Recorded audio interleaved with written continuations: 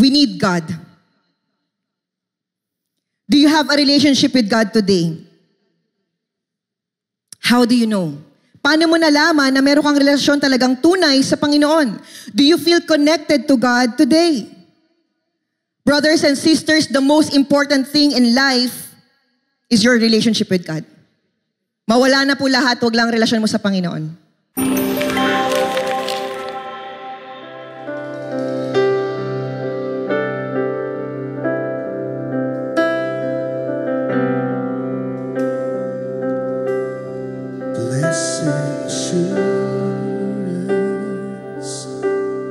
Jesus is mine. Oh, what a foretaste of glory divine, heir of salvation, purchased of God, born of His Spirit.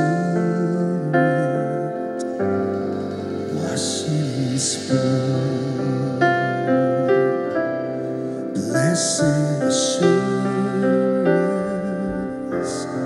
Jesus is mine. Oh, what a foretaste of glory divine, heir of salvation,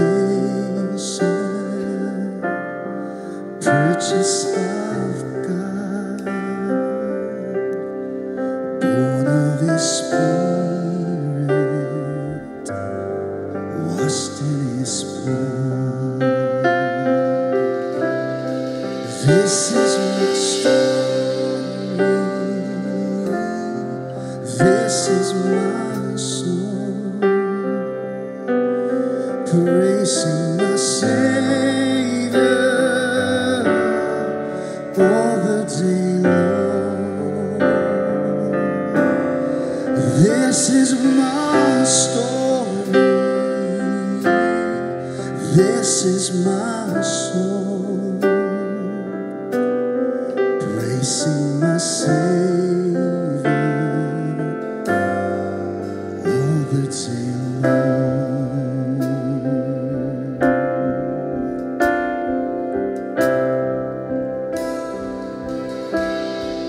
Perfect submission, perfect delight, visions of rapture now burst on my sight. Angels descending, bring from above echoes of mercies, wash of His love. Come on, let's sing together. This is my story. This is my story. This is my song, praising my Savior all the day long. This is my story. This is my song, praising my Savior all the day long. Let's sing it one more time. Perfect submission. Perfect submission, perfect delight, visions of rapture now burst on my side. Angels descending, bring from above echo of mercy,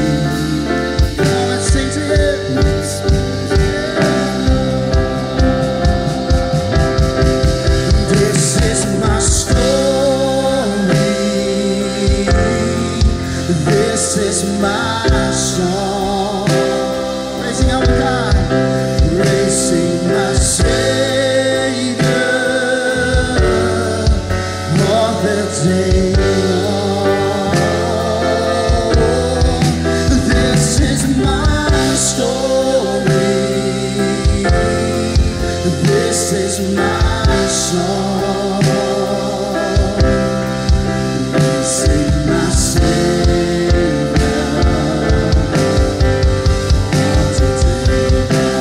This is my story. This is my story. This is my song. Praising our God, praising my Savior all the day long. This is my story. This is my song. Praising my Savior all the day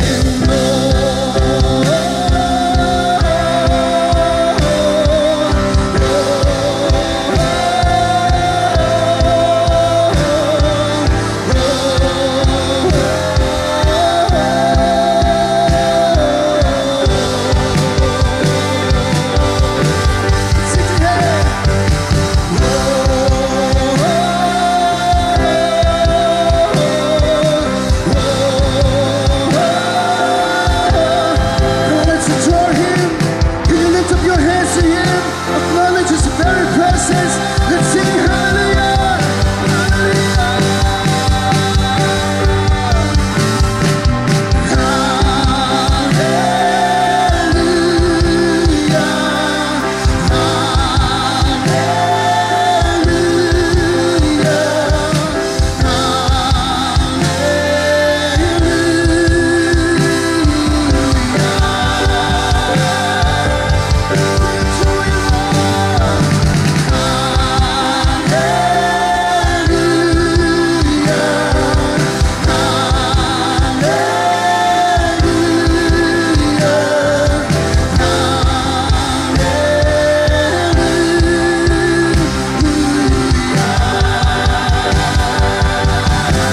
we love you, God.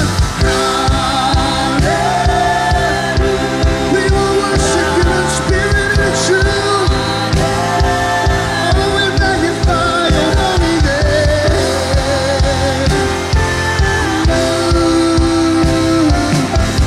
We'll lift You up.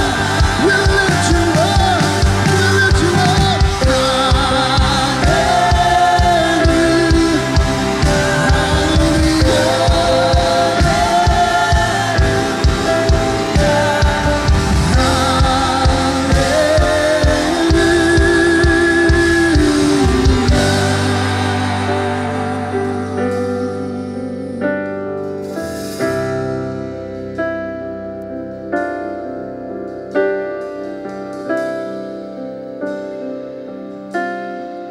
Perfect submission, all is at rest. I am my Savior. I'm happy and blessed, watching and waiting, looking above, filled with His goodness, lost in His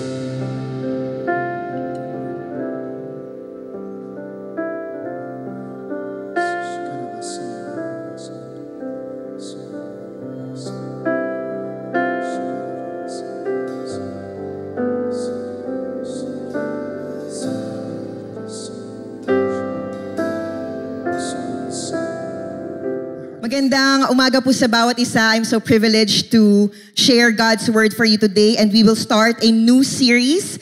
And the title of this series po is Relationship God's Way. This morning, we will talk about being created for connection. Kaya mahalaga po natin itong tignan sapagkat nilikha tayo, dinesign tayo ng Lord for connection. Sabihin nyo nga po, created for connection. We will go back to God's original design and see how He created us. In Genesis chapter 2, please read with me po. Sa chapter 2, verse 15 to 18. Sabi po dito, the Lord God took the man and put him in the Garden of Eden to work it and keep it. And the Lord God commanded the man, saying, you may surely eat of every tree of the garden, but of the tree of the knowledge of good and evil you shall not eat. For in the day that you eat of it, you shall surely die. Please observe mga bagay po na makikita nyo pagdating sa relationship ni Lord, ni God, sa tao. You can see here, si God ang nagbigay ng purpose. Nilalagay kita sa Eden, ito ang gagawin mo, work it and keep it, cultivate it, gawin mo yung best that you can with the raw materials that I'm giving to you. Siya nagbigay ng purpose, siya rin nagbigay ng provision. Hindi ka nilikha ng Lord para lang gutumin. In verse 18 it says, then the Lord God said, it is not good that man should be alone. I will make him a helper fit or suitable for him. Let me propose to you this morning that you and I, are created to be dependent on God. Kailangan mag-sink in na sa atin yan ngayong umagang ito, nilikha ka para maging dependent sa Lord. Lahat ng dinesign ng Lord sa ating body, sa ating mind, sa ating heart, sa ating spirit, created and designed so that we would need God. Number 2, we are also created to need help. Kahit gaano ka pa ka-strong and independent man or woman, dinesign ng Lord ang tao para mangailangan ng tulong. You need help and companionship from one another. We need help and companionship from one another. First, let's talk about our connection to God. Sabi po ng psalmist si David, as the deer pants for streams of water, so my soul pants for you, my God. Sabi ni David, kahit po meron na siya ng mga bagay na kailangan niya, uhaw pa din daw siya sa presensya ng Panginoon.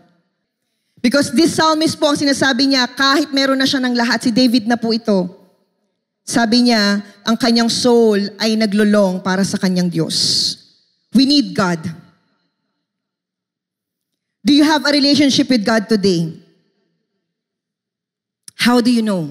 Paano mo nalaman na meron kang relasyon talagang tunay sa Panginoon? Do you feel connected to God today? Brothers and sisters, the most important thing in life is your relationship with God. Mawala na po lahat, wag lang relasyon mo sa Panginoon. Genesis 2:15 sa ating binasa, the Lord God took the man and put him in the Garden of Eden to work it and keep it. And the Lord God commanded the man saying, you may surely eat of every tree of the garden. Pero may isang bagay siyang sinabi, pero itong tree of the knowledge of good and evil, wag mong kakainin. Yung fruit na yan. Dahil mamamatay ka. We can see here, brothers and sisters, that God is the source of life. He's the source of life, purpose, direction, and authority. Imagine God giving this trust sa tao. Alam mo po ba na ang Diyos ay nagtitiwala sa'yo? Fast forward, we know the truth or the event that happened po, Adam and Eve fell into sin.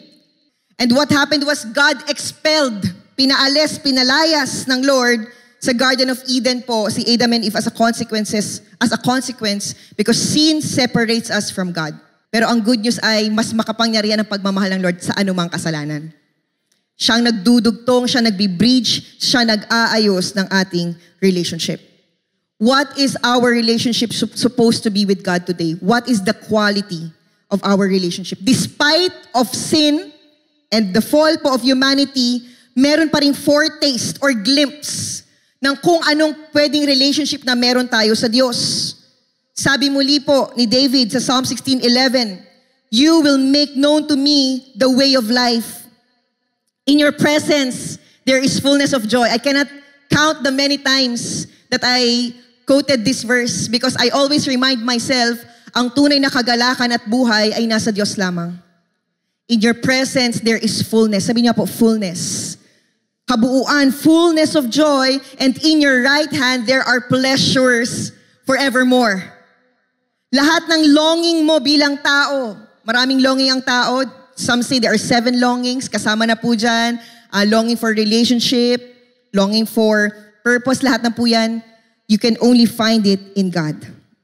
David was called a man after God's own heart. Alam niyo po ba yon? Sabi po ng mga tao, talagang sobrang close siya sa Lord. Kahit sa gitna ng kanyang pagkakasala, hinahanap niya pa rin ang Diyos. Hindi siya tumatakbo palayo, kundi papalapit sa Panginoon. Hello, are you here this morning? But there were other people who also na nagpakita ng deeper level of intimacy with God, and they have shown us a facet or an aspect of our relationship with the Lord na hindi masyadong napag-uusapan. I want you to carefully listen because I believe that this is God's word for every one of us this morning. We know God as our provider, our healer, our savior, our redeemer, our father. But sometimes we forget that God is also our friend. God wants to be your friend. In Exodus 33 verse 1, si Moses po, the Lord spoke to him face to face as one speaks to a friend. Face to face kapag nagpipray siya, syempre po na-encounter niya mismo ang Diyos. I want to pray that way. That whenever we come to the presence of the Lord, talagang nararanasan mo, nararamdaman mo na nandyan ang Diyos. James 2:23, hindi lang po si Moses, even Abraham. And so it happened just as the scriptures say, Abraham believed God and God counted him as righteous because of his faith. Louder po, because of his, he was even called the friend of God. But out of this quality relationship with God, we are being encouraged to also love other people. Our connection to one another, let's talk about it today. Sa binasa natin kanina, Genesis 2:18, sabi po, it is not good that the man should be alone. I will make him a helper fit for him. In a perfect creation, the only thing that God called not good was being alone. Ayaw ng Lord na nag-iisa ka. So it's not good that man should be alone.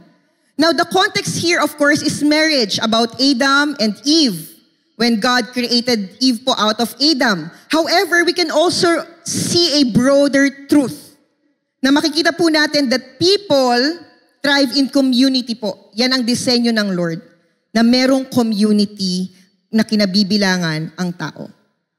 The problem is this: many of people's relationships today need to be restored. Let's be honest. Many had been in too much pain that our remedy has been to isolate ourselves. Let me propose to you that our relationships are the true measures or the litmus test of our relationship with God, of how much we have learned and applied our doctrines. Ang totoong sukatan, the measure, kung talagang natuto tayo is gaano ka-quality ang relationship na meron tayo sa tao. What else? Our relationships matter to God, so they should matter to us. Simply put, mahalaga ang relationship sa Lord, kaya dapat natin siyang pahalagahan. Ito po, challenge ko po sa inyo sa ating lahat. We must see relationships not based on our experiences, but based on God's perspective and commands. Hindi mo pwedeng gamitin yung experience mo as the standard on how you should have relationships. Kasi ito na naranasan ko, kaya ito nang gagawin ko. Ito kasi yung pain ko, kaya itong babalik ko. Na-try ko na yan, it did not work, hindi ko na gagawin. Now, if you do that, you're basing your decision on your experience. But as believers, we base our decisions on the truth and the commands of God. I will show you a picture po of the relationship po na gusto ng Lord na meron po tayo sa bawat isa. Una po sa marriage. Sa binasa natin, or babasahin sa Genesis 2, sabi po sa verse 24, therefore, a man shall leave his father and mother and be joined to his wife, and they shall become one flesh. One in thinking, one spiritually, one emotionally, united. Lahat po na may asawa, taas kamay. Lahat ng masaya ka pang may asawa ka, taas kamay. Parang kumonte.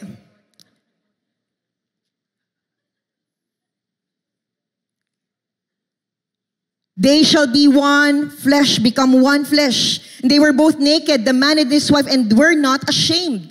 Ibig sabihin, they were innocent. Sabi po ni Matthew Henry, our first parents needed no clothes for covering against cold or heat, for neither could hurt them. They needed none for ornament. Thus easy, thus happy was man in his state of innocency. Kung walang mga damit, wala na rin pong lalaban. Di ba? Ang saya rin po sana noon, no? Lahat ng mga nanay sumigaw ng amen. At kung tatay ka naglalaba ka, congrats din sa'yo. How good was God to him? How many favors did he load him with? How easy were the laws given to him? State of innocency. Ang sarap po nung unang part or unang bahagi ng buhay ng tao. Pero ang design ng Lord for marriage is that your life should be easier because you are with a partner. In family, or in our families, we have a responsibility to one another. Isa sa mga naunang mga kasalanan po, yung nainggit po, si Cain kay Abel. Naalala niyo po yun? Sabi ni Lord kay Cain, where is your brother? Abel or Abel? Sabi niya, I don't know. Diba minsan, kamusta si ganyan? Kamusta yung kapatid mo? Ewan ko. Kamusta yung tita mo? Kamusta? I don't know. He replied, am I my brother's keeper? The Lord said, what have you done? Kasi minurder niya po. Listen, your brother's blood cries out to me from the ground. This passage po is a part of the story of these brothers at hina-highlight po dito yung responsibility na meron tayo sa ating mga kapamilya. No matter how difficult it is, you have a responsibility po pagdating sa iyong pamilya. Now to one another, sabi sa Ecclesiastes 4:9-10, two are better than one, because they have a good return for their labor. If either of them falls down, ano daw ang mangyayari? Yung isa ay makakatulong. Pero kawawa naman ang mga tao who falls and has no one to help them up. Sabi po sa binasa po natin, may support ka in difficult times. Pangalawa, stronger when you are together. When you are united, merong strength. And there's also a warning. Kapag wala ka daw kasama sa buhay, delikado. With all that is happening, yes, minsan mas delikado yung meron. Pero again, we will follow the pattern of God na sinasabi, kinreate ka to be with other people. I will show to you an example of godly relationship or friendship. Naalala niyo po si Jonathan? May best friend siya, ang pangalan ay David. Sabi sa 1 Samuel 20 verse 13-17, nagkaroon sila ng covenant or ng pact. Si Jonathan po, anak ng hari, si Saul. Si Saul po, galit kay David. And ang nangyari po, pinagtatanggol or iniingatan ni Jonathan ang kanyang best friend sapagkat hindi nagbe-behave ng tama yung kanyang tatay. And so ito po ang nangyari po, nagkaroon po sila ng deal. Before they separate ways, 1 Samuel 20, 13-17. Tulungan niyo po akong basahin. 1, 2, 3, go. May the Lord be with you as He used to be with my father, and may you treat me with the faithful love of the Lord as long as I live. But if I die, treat my family with this faithful love, even when the Lord destroys all your enemies from the face of the earth. So Jonathan made a solemn pact with David, saying, may the Lord destroy all your enemies. And Jonathan made David reaffirm his vow of friendship again, for Jonathan loved David as he loved himself. I want to have that kind of relationship or friendship na mahal mo yung kaibigan mo the way that you love yourself. Nararamdaman ko po kayo ngayong umagang ito, napapaisip kayo, meron ba talaga akong ganong klaseng kaibigan? Or medyo surface level lang ang aking relationships? The challenge for you today is to make friends. It's an intentional act po and command na binigay sa atin ng Panginoon. To the church in Hebrews, sabi sa chapter 10, ito naman ang picture ng relationship na dapat meron tayo. Let us consider how we may spur or stir up one another on toward love and good deeds, not giving up meeting together. Huwag daw laging absent sa fellowship. Sabi mo sa katabi mo, Ang ganda ng challenge natin ni Pastor Raymond last time, no? Na nung start ng year, let's make it our goal na as much as possible, walang absent sa buong taon. Hindi man tayo religious. Pero we know that whenever we gather, nandito ang Lord at may ginagawa siyang special and unique whenever we gather and lift up His name. Tama po ba? So let's take advantage. The church exists for this purpose, that we may strengthen one another as we do the will of the Lord here on earth. Do not give up meeting together as some are in the habit of doing, but encouraging one another, and all the more as you see the day approaching. Lahat po ng binanggit kong mga pictures of relationship or design ng relationship na gusto ng Diyos, may hadlang po yan. Dahil po sa kasalanan, ito po ang nangyari sa verse 8 ng chapter 3. The man and his wife heard the sound of the Lord nung sila'y nagkasala as he was walking in the garden in the cool of the day, and they hid, nagtago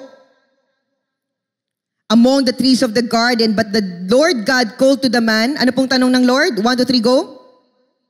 Wala po ba dyan? Where are you? Sabi niya po, where are you? Ang tanong po ng Lord kay Adam and Eve, nasan kayo? Not because He did not know their location, pero gustong tanungin ng Lord, alam niyo ba kung nasaan pa kayo? He answered, sabi ni Adan, I heard you in the garden and I was afraid because I was naked, so nagtago ako. May barrier sa connection natin sa Lord at may barrier sa connection natin sa bawat isa. Ano po ang mga ito? Number 1, guilt. Madalas hindi na tayo nakapagbasa ng Bible kasi feeling mo ang layo-layo mo na. Or parang hindi ko kayang pagsabayin kasi alam ko nasa kasalanan pa ako ngayon, baka hindi ako pakinggan ng Lord, or baka pag nag-pray ako, baka i-reject lang ako ng Diyos. Guilt, fear of condemnation, shame, nahihiya ka sa mga ginawa mo. Yan ang mga bagay na nagse-separate sa'yo sa Lord. Pero salamat po, lagi kong sinasabi, bukas na po ang daan at laging bukas pa rin hanggat nandito po ang grasya ng Lord, dito sa lupang ito, you always have a chance to come back to God. Amen po ba? But there are also barriers to connection with one another. Fear of vulnerability. Ayaw mo nang mag-open kasi chinichismis ka. Nagte-take advantage sila. Ayaw mo na mag-join ng mga gantong groups minsan kasi gusto mo uwi agad dahil it's a waste of time for you. Many of us avoid deep relationships because of past hurts or fear of rejection. There's fear of vulnerability, busyness, and distractions. Just like Adam and Eve. Perhaps they spent their time hiding. They could have been just doing the work continually, cultivating the garden, doing good things. But what did they do? They were very busy hiding. Or sa atin, in our present time today, some are busy to cover ourselves because we are insecure in some parts of our lives. Feeling mo pag wala ka ng pera, wala ka ng value. Feeling mo pag wala ka ng bibigay sa pamilya mo, wala nang saysay ang buhay mo. Yun po ay kasinungalingan. Nung kinreate ka ng Panginoon at tinubos muli, nakita mo kung gaano ka-valuable. Ang bayad niya po ay ang precious blood of Jesus Christ. Ganong kakahalaga. Amen? If you are grateful that God values you, pwede mo palakpakan natin ang Panginoon ngayong magang ito. Hindi nakabase ang halaga mo sa kaya mong gawin or sa mga bagay na ginagawa mo para sa iba. Don't be too busy and too distracted just because of your insecurity.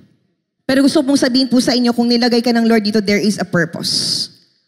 There is a purpose. There is a reason why you're here today. The good news remained. Una pa lamang, there was the first gospel. Sinabi na kagad that merong solusyon ng Panginoon. At God clothed. Alam niyo po ba, gumawa ang Panginoon ng damit. Hindi basta-bastang damit. Leather. Type. Ganong level po, na damit po para po kay Adam and Eve to cover them. That was temporary. A shadow of what is to come. God wants to cover you When Jesus died for you on the cross, He's telling you, anak, sagot na kita. 5 things po, seek reconciliation through Christ. Sabi po sa 2 Corinthians 5:18-19, all of this is a gift from God who brought us back to Himself through Christ. And God has given us this task of reconciling people to Him. For God was in Christ reconciling the world to Himself, no longer counting people's sins against them. And He gave us this wonderful message of reconciliation. Kaya po tayo nag-exist ngayon as a church. This is our ministry. That's why we do this. We set things up so that marami pang tao ang lumapit sa Panginoon, ma-reconcile sila. That's the reason why you give your tithes and your offering. Because we want this thing to continue. We want this place to be always open. Ang pinakamasakit po pag ang church nagsara. But I want to share this to you. I believe that we share the same vision. You want this church to remain open because sabi ng word ng Lord, even the gates of hell cannot stand against it. Amen po ba? Ganong kapangyarihan ang church ng Panginoon. So continue giving your love, your treasures, kung ano man ang sinasabi sa iyo ng Panginoon, your strength, your passion, bigay mo sa Lord. Sabi mo sa 3 tao, ibigay mo sa Lord. Amen? Because we believe that God is using us to reconcile other people. Set a margin in your life for the mission. Maglagay ka ng puwang, ng space for ministry. You cannot fill your life with too much to the point that you are not serving anymore. Show up and encourage other believers. Show up. Start building godly relationships or friendships. And last but not the least, stay ready for Christ's return. Maging handa tayo sa muling pagbabalik ng Panginoong Hesus. Tayo pong lahat ay tumayo.